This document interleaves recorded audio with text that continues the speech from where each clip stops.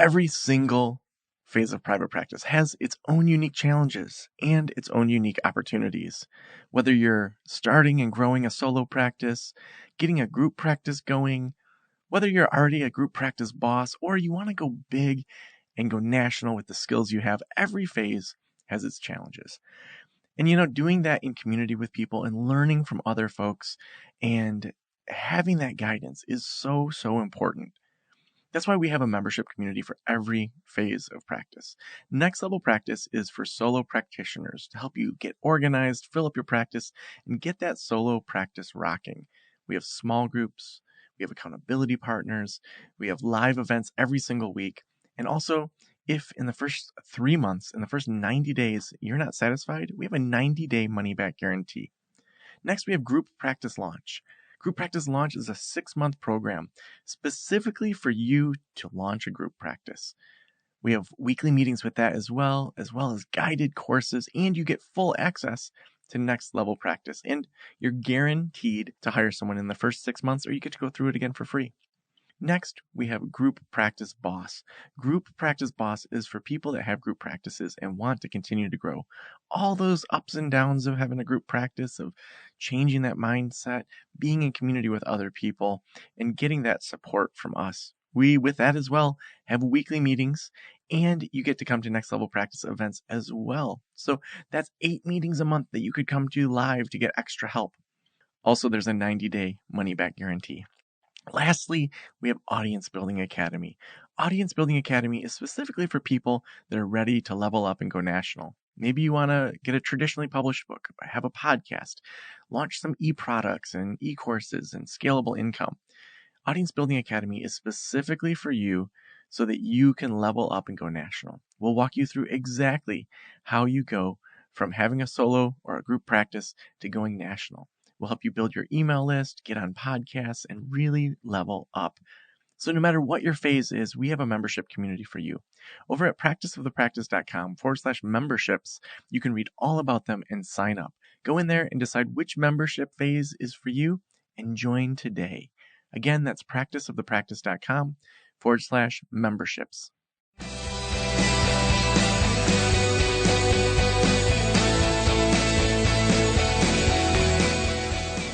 This is the Practice of the Practice podcast with Joe Sanok, session number 1155.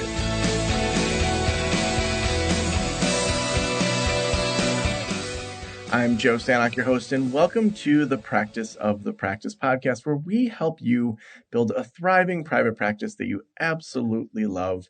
You can have a thriving practice that just you hate so much. You can have a practice you love that's not thriving, but we want to find that intersection of the two. And, when I had my counseling practice, so I sold that back in 2019, I was always looking for ways to help clients in session and outside of session. And sometimes it would be just like a last minute, like this kid's coming in and I knew of this activity and I printed off real quick. And I didn't really have a cohesive way of bringing it all together. I did end up writing a book called Mental Wellness Parenting.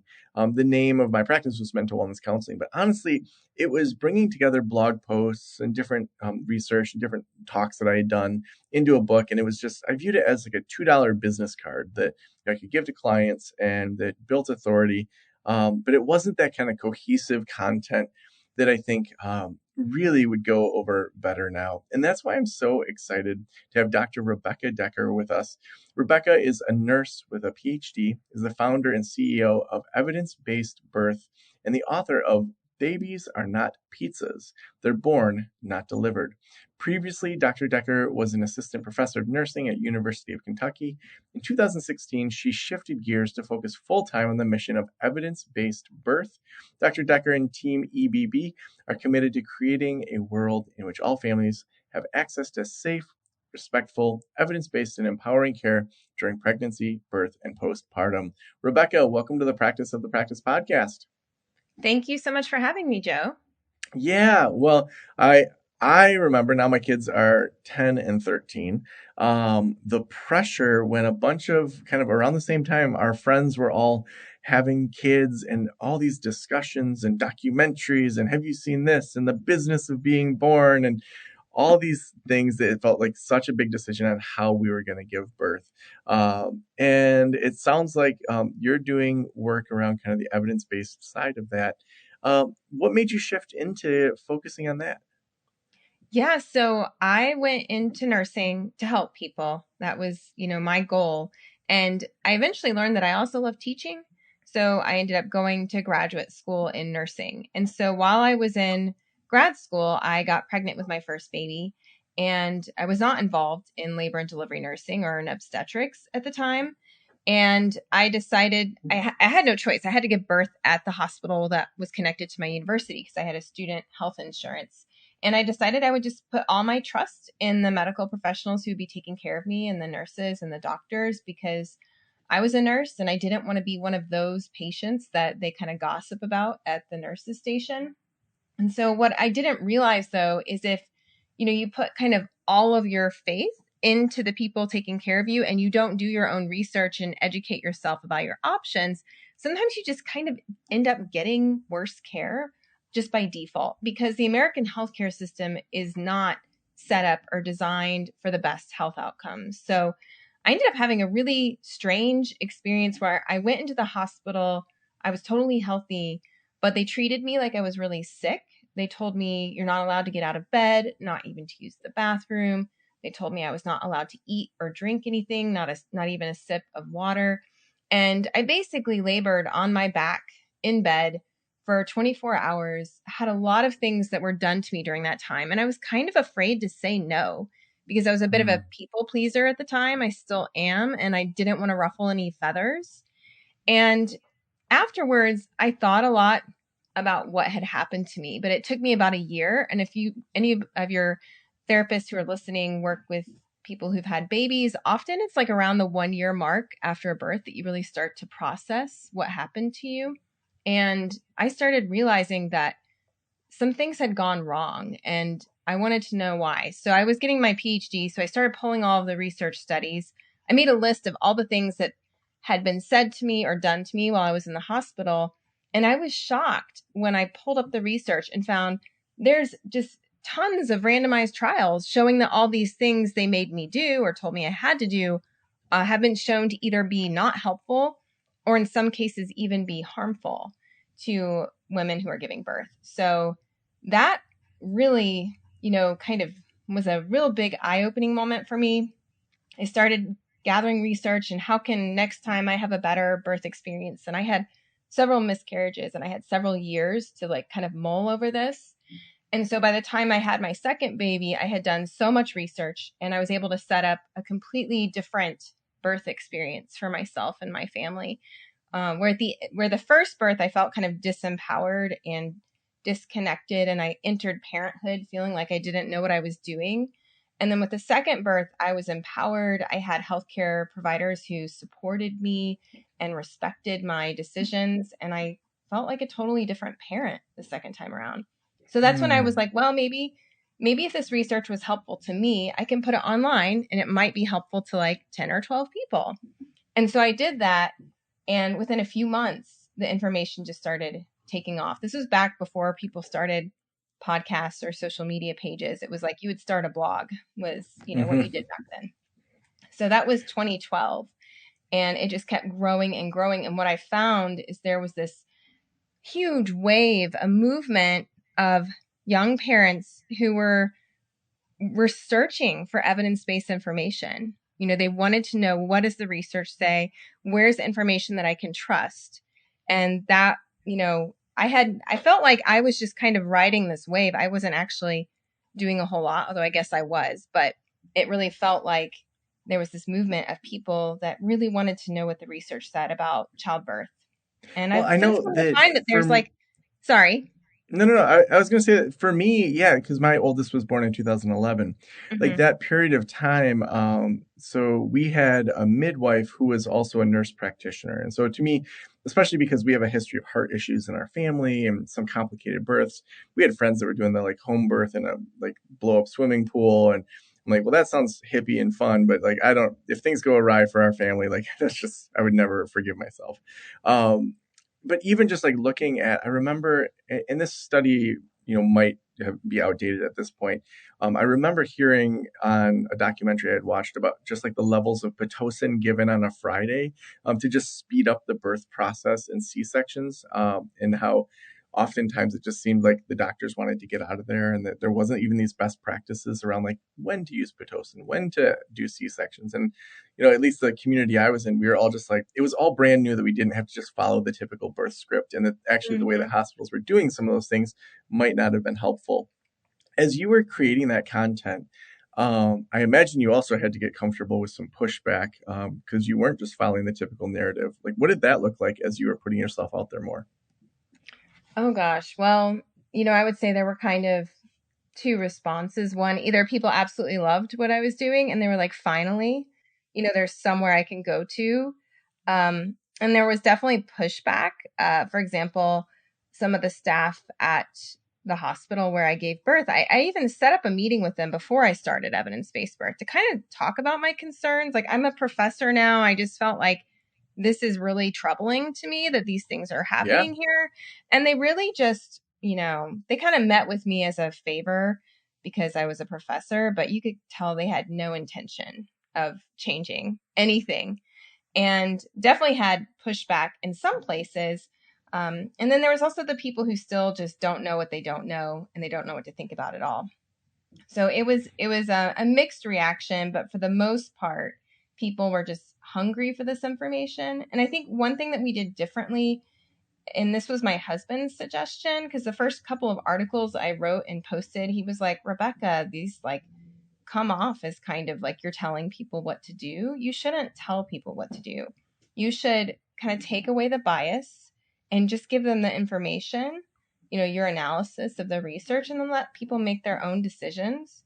And so we started doing that, within the first couple of months. And that made a big difference as well, because one thing I found is people kind of get sucked into these ideologies of any kind, but Mm-hmm. even around birth, where some people were like, well, if you're doing this way, you're doing it wrong. Or if you do this, that's risky. Or you should do this or you should do that. And so from the very start, we were like, here at Evidence-Based Birth, we share the information and our analyses and summaries of the research, but we're not going to tell you what to do. We believe in your autonomy and that you have a unique situation. And, different people will make different decisions depending on their own specific medical and personal circumstances and values. And that's, I think, part of what made us different. Yeah, and I think that there's so many of those types of things, like, especially early on and for first parents, because it's like, I mean, I'm a firstborn. I want to do it right. My parents are firstborns. My mom's a nurse practitioner. My dad's a psychologist. It's like everything points to like, do it right. And so when it came to sleep schedules, when it came to like attachment parenting versus different types of parenting, it just felt like every decision had so much weight, and I could like screw up this kid. And I think that over time, I've learned that, just showing up as a parent is one of like the best things that you can do in being there for them. How did you evaluate where to take the content from a blog? Because when people resonate with a blog, that's one thing, but to actually like build a business out of that, like what were some of your first things that you started to launch beyond the blog? You know, uh, I think the thing that made the biggest difference is I always asked the people who were reading my work what they wanted me to do next. And so from the very beginning, I put, the clients or the listeners or the followers, whoever you call them, in the driver's seat. And I said, I will research what you want me to. Like, let's go on this journey together.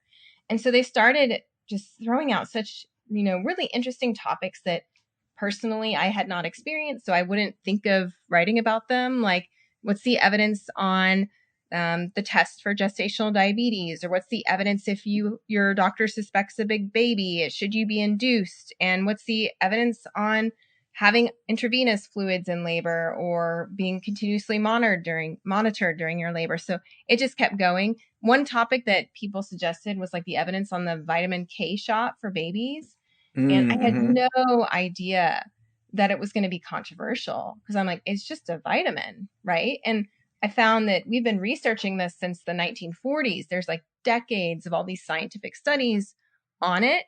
And when I released that article, it crashed the website because so many people around the world were trying to read it. all at once. And we had to like up level our game and get a different web host that could handle the traffic. And yeah, so that was like letting them drive the content was really helpful. The next thing after the blog and social media was kind of developing some continuing education courses for pros in the field. So like any profession, people need continuing education. And that's one way that I was able to really use my background as an educator and a professor to create continuing ed courses for nurses, midwives, doulas, and more. And then it just kind of kept growing from there. We didn't release the podcast until I think 2017, so about 5 years into the business.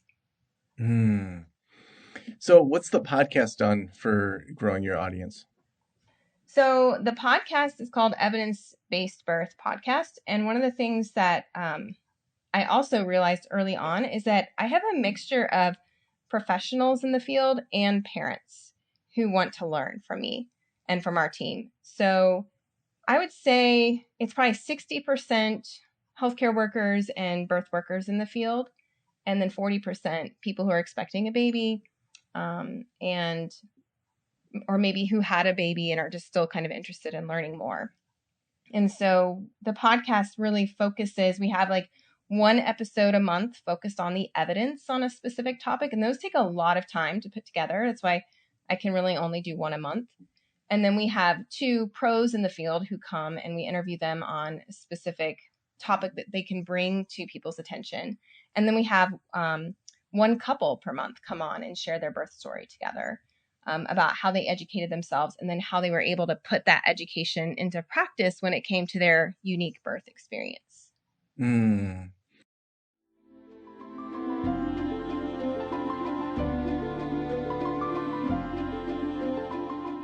As a therapist, I can tell you from experience that having the right EHR is an absolute lifeline. I recommend using Therapy Notes. They make billing, scheduling, note-taking, telehealth, and e-prescribe incredibly easy. Best of all, they offer live telephone support that's available 7 days a week. You don't have to take my word for it. Do your own research and see for yourself. Therapy Notes is the #1 highest rated EHR system available today, with a 4.9 out of 5 stars on trustpilot.com and on Google.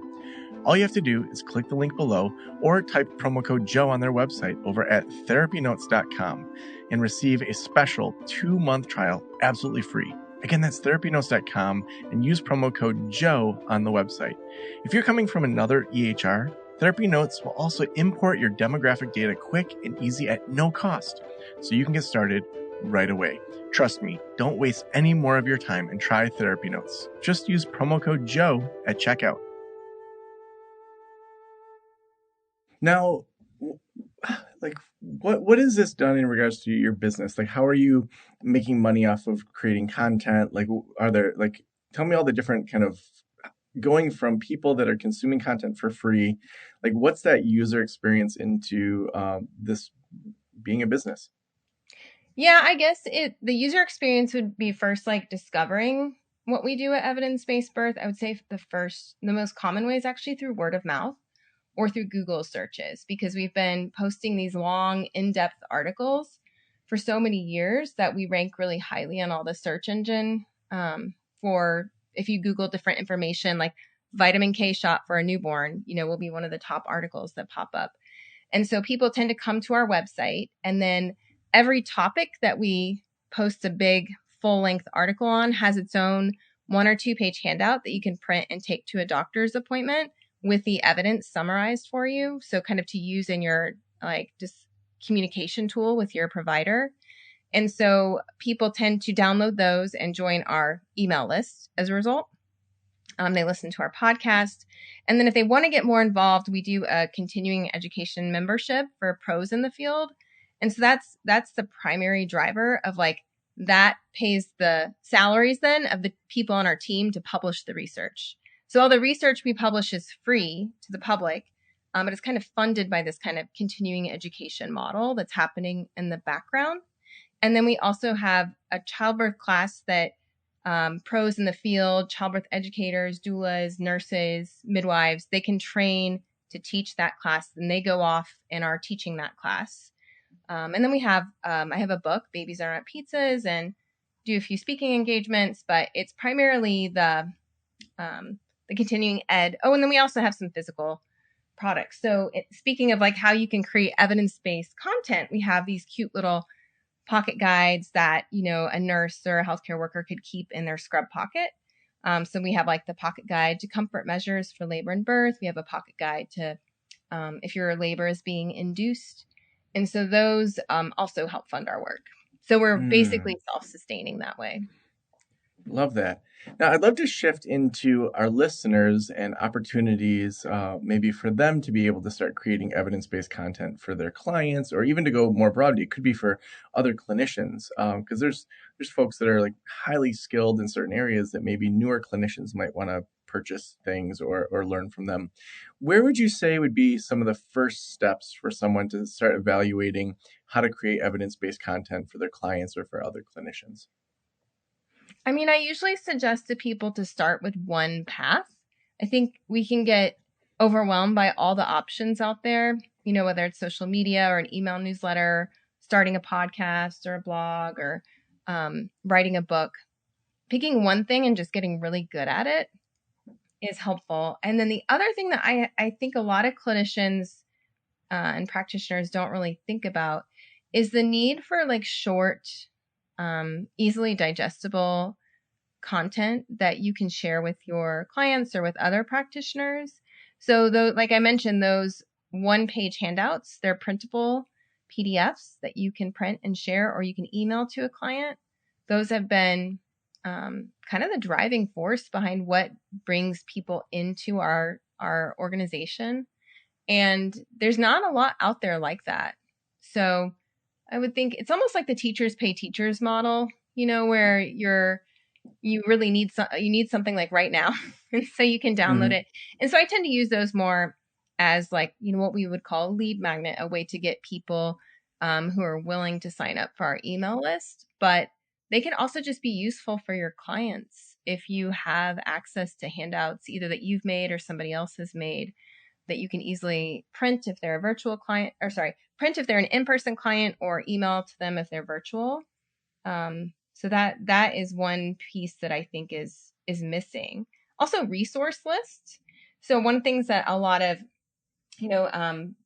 doulas who are labor support professionals, one thing that's a really valuable aspect of their practice is their ability to connect their clients with all kinds of resources in the community.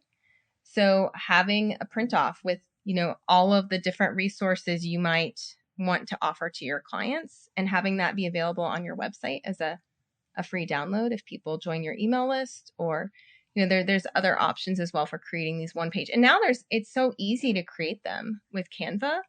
Whereas before, when I started, it was like, trying to use Word and like text boxes and copying and pasting images and logos and stuff. I remember I made this thing in the middle of the night when I first started practicing the practice. I woke up and had this idea of having like a 12-month quarter by quarter, like what to do for marketing, what to do for clinical, like just all these different areas.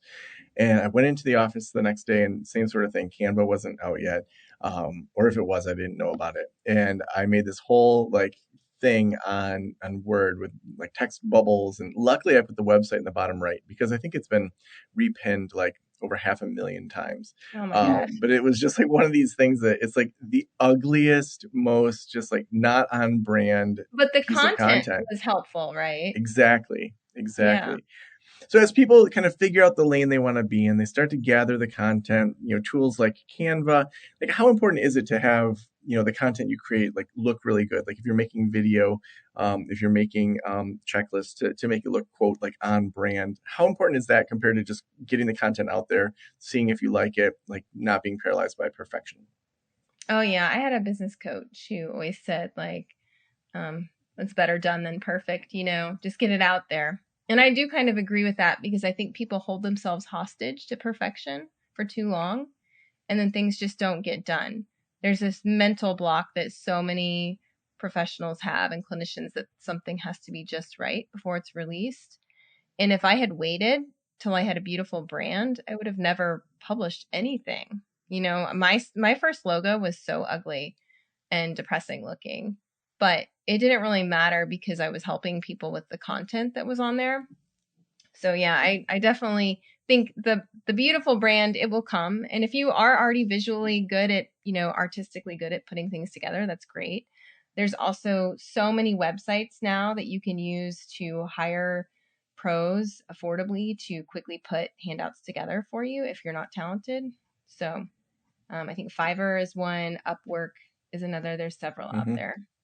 Yeah, we've used both those for different things. Even like coding, like we put together a staff wage calculator that is for our members where they can enter all these things, and it basically says like how much money will you make if you hire a clinician, and you're making different Hmm. percentages, and it takes out all these different things, kind of like a pay stub, but if you just adjust different things, then it changes your profit margin and stuff like that. And yeah, we found a coder for like $35 to code up this whole staff wage calculator. And so, yeah, there's those little projects on the side. I think it's so helpful to figure out other ways to do that. What are other ways? So I'm picturing the average clinician, they're in sessions and they maybe are covering the same thing over and over in a lot of sessions. Like, what's the opportunity there in regards to taking something they're doing in sessions, maybe teaching or, reflecting or just anything that they're noticing is happening with multiple clients? Like, what's the opportunity there to create something that goes beyond the therapy session? Oh gosh, there's so many opportunities that I think it's hard to, you know, you have to pick one though. You can't do it all. That's one thing I've learned. You can't do it all.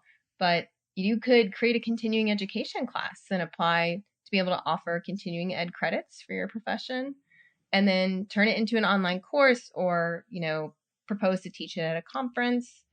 You could take that same presentation and, create a YouTube video. So YouTube is another option that I didn't really mention. But for a while there, YouTube was like the number 2 search engine behind Google. I think TikTok might have taken it over now, but YouTube is great for longer form video content. And that's also another way you can kind of like part of it. You have to think like, what's my end goal? Like, am I just creating content to create content, or what's the purpose of this content? Right. So for me, the purpose is I want to make my business sustainable. Our business model only works if people buy our continuing education. And then we can keep putting out the free content for the public to help improve maternity care. But if your model is probably different than that, is to think about, maybe it is something to make life easier for you, right? So that you're not repeating the same thing over and over, but you could make a YouTube video on something and send it to your client before a call that you're going to have to cover this topic and use that kind of flipped classroom model, which is what I learned when I was a nursing professor, where we would send the students the content, the videos that we wanted them to watch before class, and they would come to class, and then we could do like case studies and role plays and quizzes and things like that. So it might be something that is just there to make your practice life easier. Hmm. The last question that I always ask is if every private practitioner in the world were listening right now, what would you want them to know? I think, going back to that word sustainable, to me, I think that the whole world of like venture capital funding and capitalism and all these things, they tell business owners, because most of your practitioners are small business owners, that if you're not growing, like, you're failing. And for me, I like to approach my life as a business practitioner a little bit differently, in that I want to create like a beautiful, sustainable life for me and my family, and also for the people who work with me.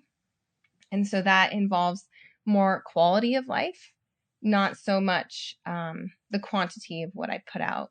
So just being really careful about what I commit myself to, and asking, everything that I say yes to means I'm saying no to something else. So this is your opportunity, if you work for yourself, to build a life that does not overwhelm you, because it is in your power to do that. And so sometimes we feel like we have to do it all, or we have to be perfect, or we have to put this out or that out. But deciding like, what can I do that's sustainable? What's a pace that I can maintain? Like, this life is a marathon. It's not, we do have little sprints from time to time, but you don't want to wear yourself out. So consider how you can make your business sustainable, and rest. Make sure you take time off. So awesome. And Rebecca, if people want to connect with you, if they want to follow your work, where should we send them? Yeah, they can just Google evidence-based birth or go to evidencebased.birth.com. We also have the podcast by the same name, and you can follow us on Instagram at EBBirth. So awesome. Well, thank you so much for being on the Practice of the Practice podcast. Thank you so much for having me.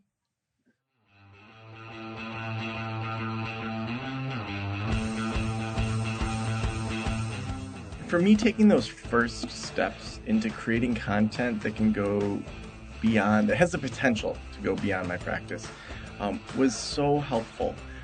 It started with doing just blog posts on mentalwellnesscounseling.com, to boost the SEO, and then noticing what topics over and over got more traction, being on local radio and talking about specific topics, and writing for the local paper, and just observing, what are people resonating with, and is there an opportunity there?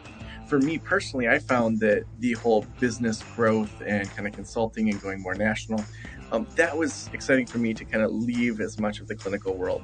I definitely was burned out on working with angry teens and frustrated parents. But finding that lane of what Practice of the Practice offers helped me then kind of double down on that. And, over time, it was first leaving my full-time job at the college, still had the practice and this podcast, and then eventually selling the practice in 2019. And then, over time, we've got more and more sponsors. So in 2024, I think we're doing 5 or 6 episodes a week.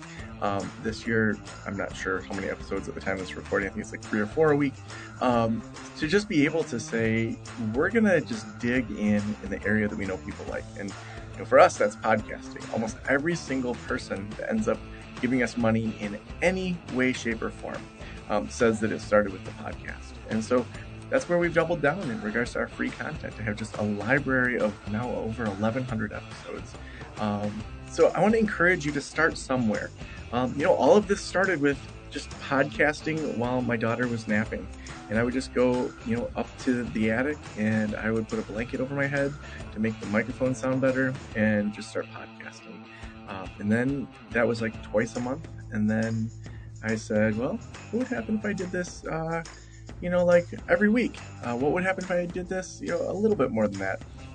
And just investing more and more into it, just as I thought through it. Also, we couldn't do the show without our sponsors. Therapy Notes is our sponsor today. They are the best electronic health records out there. They will help you transition from whatever EHR you're using right now. They have such an amazing platform to help you with billing, to help you with virtual sessions.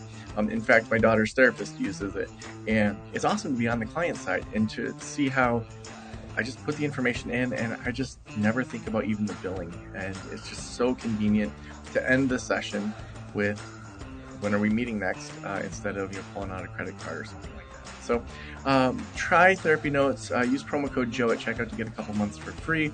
Thank you so much for letting me into your ears and into your brain. Have a great day. I'll talk to you soon. Special thanks to the band Silence is Sexy for that intro music, and this podcast is designed to provide accurate and authoritative information in regard to the subject matter covered.